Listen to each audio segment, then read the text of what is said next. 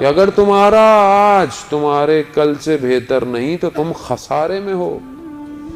خسارے میں ہوں میں اگر آج میرا کل آج سے بہتر نہیں ہے.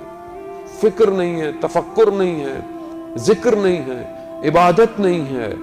یہ نہیں کہ آپ صبح شام مصلی پہ بیٹھے رہیں نا, لیکن جتنی بھی عبادت کریں کنسنٹریشن کے ساتھ, تفکر کے ساتھ, چاہے تھوڑی دیر اور اپنی اطراف کی زندگیوں میں نظر ڈالیں.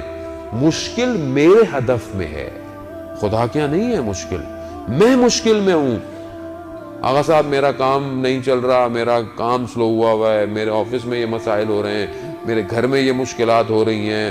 عزیزان محترم, کبھی تھوڑی دیر تنہائی میں بیٹھیں, اپنی طرف نگاہ ڈالیں, اپنے اندر نگاہ ڈالیں, آپ کو خود اپنی گراہیں نظر آنا شروع ہو جائیں گی. کیونکہ ہم اپنی طرف نہیں دیکھتے, ہم سب باہر دیکھ رہے ہیں. اس نے ایسا کیا, وہ ایسا کرتا ہے, وہ ایسا ہے, یہ ایسا ہے. اور جو تھوڑا بہت ہمیں تنہائی کا ٹائم ملتا ہے وہی ہم ٹی وی دیکھتے رہتے ہیں. اور ہمارے ٹی وی میں کیا دکھاتے رہتے ہیں, وہ ہمیں تو گھمائے جا رہے ہیں بار بار. ہم تو ذہنی طور پر فقیر ہو گئے اور ہمارے پاکستانی ٹی ویوں کے اینکر جو ہے وہ کروڑ پتی ہو گئے. ہم سے دیکھ رہے ہیں, ہمارا شعور ہی نہیں ہے. ہم اپنے شعور کو بلند کریں. عزیزان محترم, اس امام کے ماننے والے ہیں کہ جس نے اپنا سب کچھ خدا کی توحید کے لیے قربان کیا تھا, جس کی نگاہیں عرش پر تھی, جس کے لیے عرش پر لکھا ہوا تھا ان الحسین مصباح الہدی و سفینۃ النجات.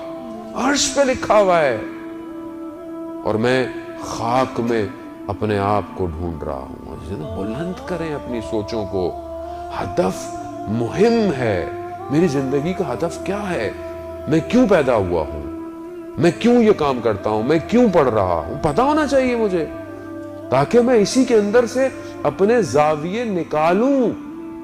خاص طور پہ جوانوں کے لیے سب کچھ بغیر ہدف کے زندگی گزر رہی ہے, مقصد نہیں ہے زندگی کا. کیسے ہو سکتا ہے کہ جب پروردگار کہتا ہے کہ میں نے پتوں کو بھی بغیر مقصد کے خلق نہیں کیا, تو اشرف المخلوقات بغیر ہدف کے خلق ہوگی. میرا بھی تو کوئی مقصد ہوگا. عزیزان محترم, اسی توجہ نے تو ہلایا میرے جیسے خاک میں پڑے ہوئے شخص کو کہ تمہاری زندگی کا کیا ہدف ہے. یہی ہے کہ صبح جاؤ نوکری کرو, شام کو گھر آؤ, واپس آؤ, پھر گھومو. تو میرے ایک دوست تھے, وہ شاعر تھے, آرٹسٹ تھے, کہنے لگے کہ یار یہ بھی کوئی ہدف ہے زندگی کا, بندہ صبح جائے شام کو واپس آ جائے.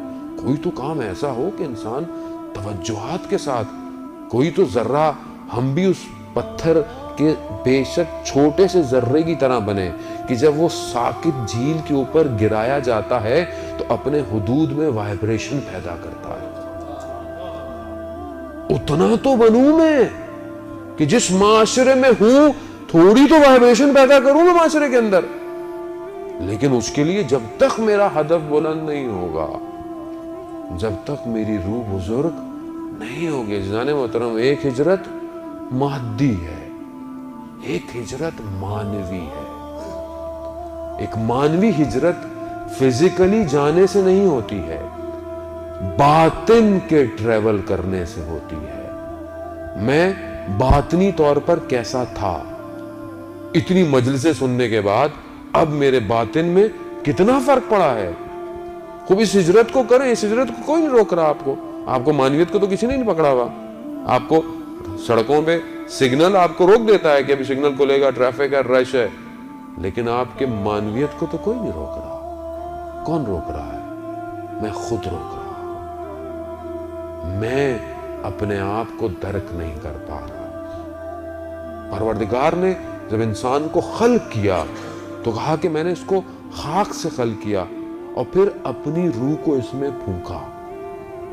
یعنی خاک مادہ ہے اور روح مانویت ہے. اب جب یہ دونوں کمبائن ہوئی تو انسان بنا.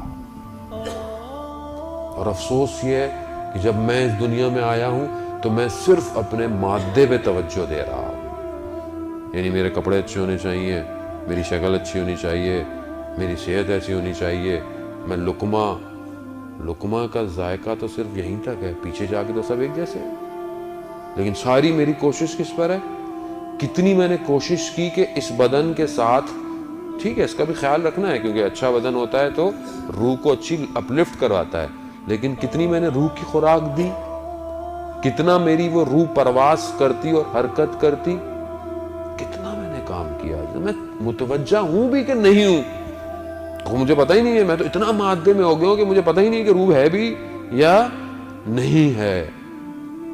اور جب اس روح کو صحیح خوراکیں نہ ملیں عزیزان محترم، تو پھر یہ روح اصل ڈاکٹروں کے پاس جانے کی بجائے عاملوں کے پاس جاتی ہے۔